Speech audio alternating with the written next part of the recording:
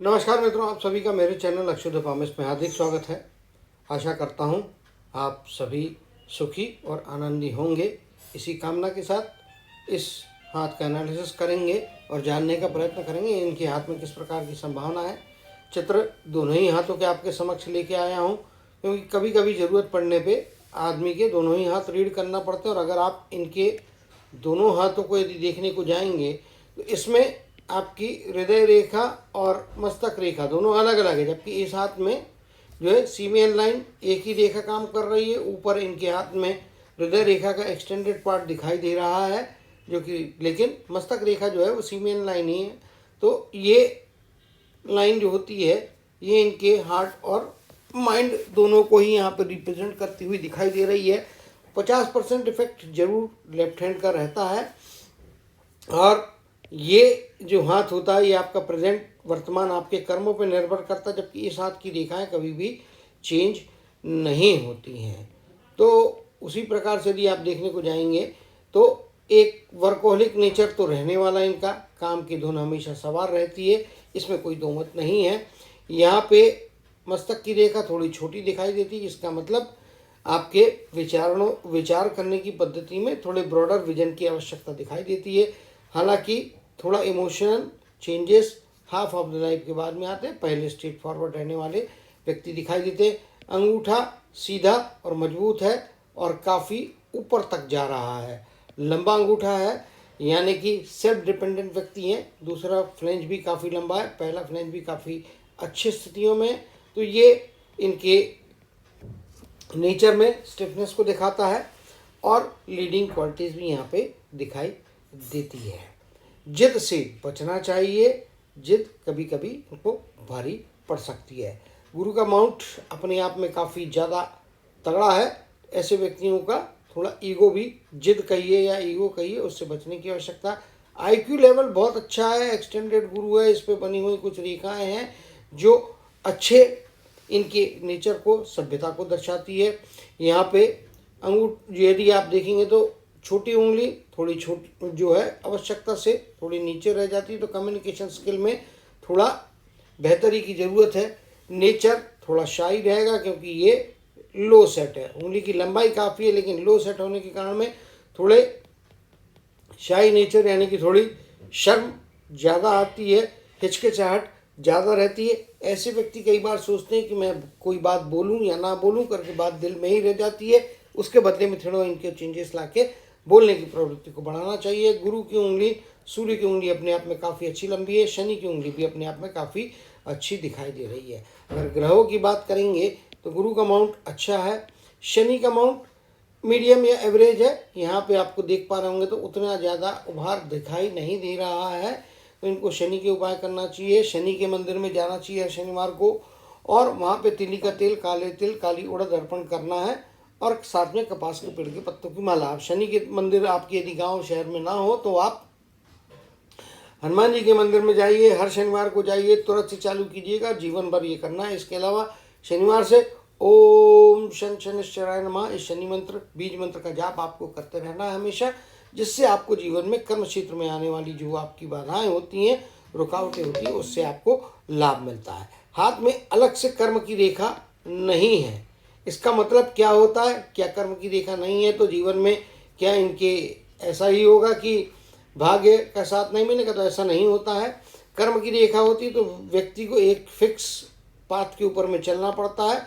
इनको यहाँ पे आज़ादी है कि जो भी ये काम करना चाहें फिक्स पाथ से हट के कर सकते हैं। हालांकि कर्म की रेखा का थोड़ा सा हिस्सा यहाँ पे दिखाई दे रहा है, और जीवन रेखा से निकलती हुई एक अपॉर्चुनिटी की रेखा इनके कर्म की रेखा को रिप्रेजेंट करती हुई दिखाई दे रही है। तो ये हम कर्म की रेखा भी मानेंगे। और उसके मुताबिक यदि आप देखेंगे तो second half of the life, यानी कि 35 के बाद की एज जो होती है, उसमें आपको ज़्यादा बेहतर परिणाम मिलते हैं। हालांकि एक रेखा यहाँ पे हृदय रेखा और इसके बीच में दोनों ही हाथों में जा रही है, और सीमेन लाइन में भी यहाँ कट कर रही है। तो ये आपके जीवन में तनाव और दिल और दिमाग के बीच के अंतर्द्वंद को दिखाती है। कई बार आपका दिल बोलता है कि ये काम कर लेना चाहिए, लेकिन दिमाग बोलता है इसमें खतरा है, इसको नहीं करना चाहिए। इसके विपरीत भी कई बार परिस्थिति होती है। तो दिल और दिमाग का द्वंद्व, तो आपको मेरा एडवाइस ये रहेगा कि आप दिल की बात ना मान के प्रैक्टिकल योग्य निर्णय लेने का यदि प्रयत्न करेंगे तो वो आपके लिए ज़्यादा फायदे देंगे। यदि इमोशनल हो के यदि आपने कोई निर्णय लिया तो वो आपको महंगा पड़ सकता है, क्योंकि हार्ट लाइन भी माइंड लाइन भी आपकी नीचे की तरफ में जाती हुई दिखाई दे रही है। इसके कारण में संभालना है।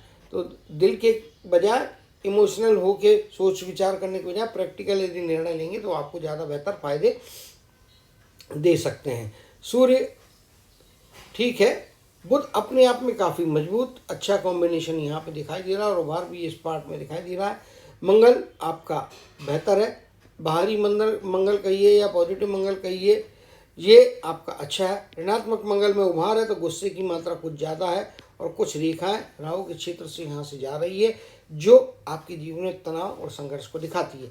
अगर राहु रेखा देखेंगे तो अगर आप लाइफ का स्पैन पकड़ेंगे तो काफ़ी लंबा लाइफ का स्पैन यहाँ पे दिखाई दे रहा है, लगभग 85, ये 85 से प्लस 90 से कम या 90 को टचिंग के आसपास की लाइफ यहाँ पे दिखाई दे रही है। लंबा स्पैन है और ऐसे व्यक्ति जो होते हैं तो यहाँ पे देखेंगे राहु रेखाएं ऐसी काटने वाली रेखाएं आपकी 35 की या 30 की एज के बाद में नहीं दिखाई दे रही है। आप राइट हैंड को रेफर करेंगे तो आप पाएंगे कि ये जो रेखा है ये लगभग 32 से 33 वर्ष की आयु के आसपास की रेखा, उसके बाद में कोई भी ऐसी रेखा नहीं है जो आपके जीवन में प्रोग्रेस को रोकेगी।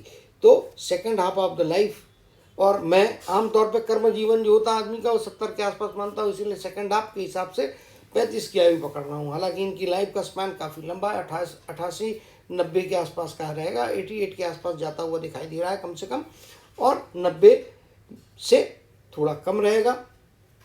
लेकिन राउंड अप कैलकुलेशन के नियम 90 का रेफरेंस नहीं है, अगर कहीं पे आयु की गणना किसी अन्य लाइन पे करना पड़ेगी उस समय। तो देख पा रहे होंगे जो है इनके शुक्र के पर्वत में यहाँ पे काफ़ी गहराई है और ये इंडिकेट करती है कि पारिवारिक जीवन में कुछ समस्याएं, कुछ डिफरेंसेस रहने वाले हैं।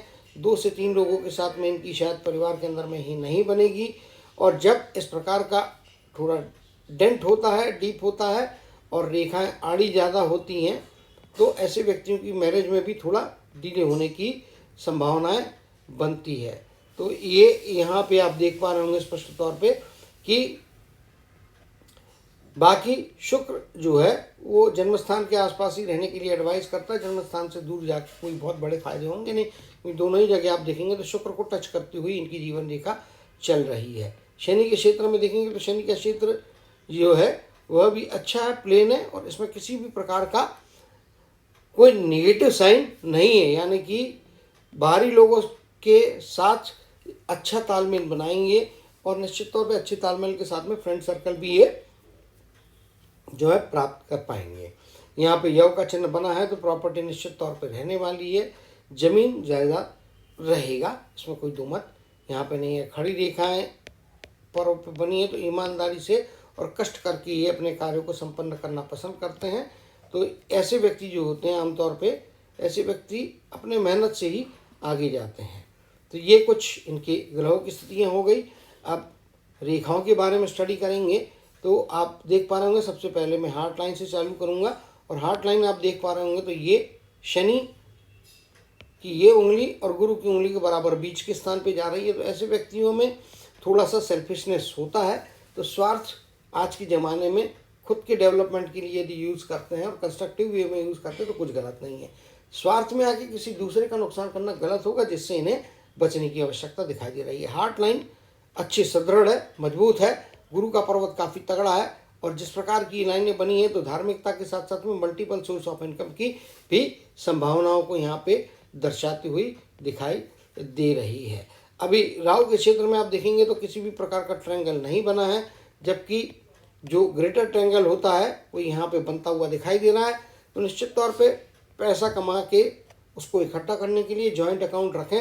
अकेले के हाथ में यदि पैसा रखते हैं तो कमाते काफ़ी है, लेकिन सेविंग या बचत में कमियां आती हैं या अनावश्यक रूप से पैसा खर्चा हो जाता है, तो उससे बचने की आवश्यकता यहाँ पे दिखाई दे रही। तो उसके लिए सीधा सिंपल तरीका है कि जॉइंट अकाउंट करें, अकेले के नाम पे धन रखना उतना फायदे का नहीं रहेगा। शुक्र के पर्वत के ऊपर में बनी हुई इस प्रकार की वर्टिकल रेखाएं दर्शाती हैं कि डेफिनेटली जीवन में सुख साधन संपन्नता जीवन में रहेगी, अच्छा जीवन का दर्जा या अच्छा जीवन का स्तर रहते हुए दिखाई दे रहा है। मस्तक रेखा स्ट्रेट फॉरवर्ड है, आगे जाके नीचे डिप हो रही है, लेकिन अच्छी बात यह कि यहीं पे आ रही है। अगर ये डिप होके इस चंद्र के क्षेत्र में आती थी तो फिर मुश्किलें और इमोशंस ज़्यादा बढ़ के परेशानियाँ हो सकती थी, लेकिन वैसा नहीं है।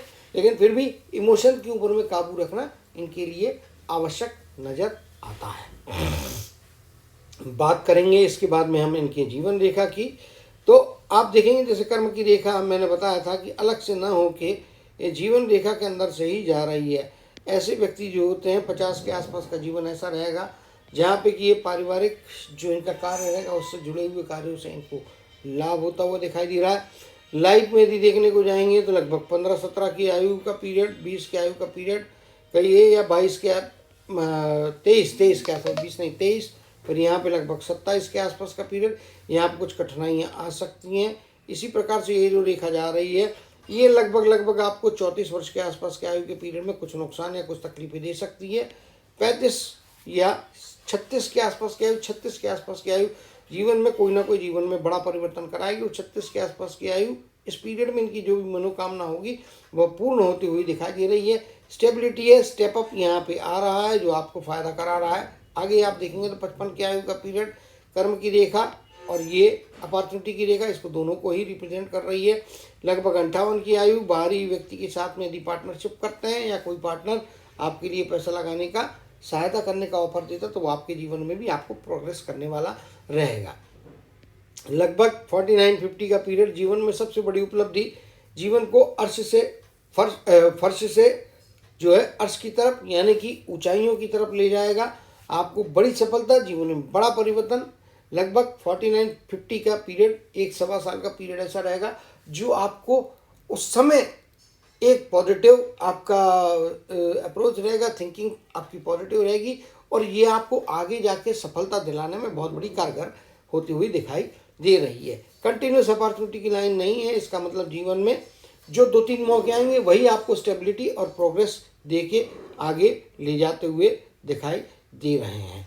अब इसी चीज़ को हम लेफ्ट हैंड के ऊपर में भी जो है कंफर्म करेंगे और जानने का प्रयत्न करेंगे लेफ्ट हैंड में किस प्रकार की संभावना। लेफ्ट हैंड में भी वही है, 15-17 की आयु, लगभग 30 की आयु, ये एक रेखा जिस प्रकार से काट रही है तो लगभग जो है अगर इस हाथ को आप यहाँ पे कंपेयर करने जाते हैं तो लगभग ये वाला पीरियड आ जाता है 31 या 33 के आसपास का पीरियड। इस पीरियड में कुछ कंपटीशन, कुछ ना कुछ आपको इमोशनल सेटबैक हो रहा है।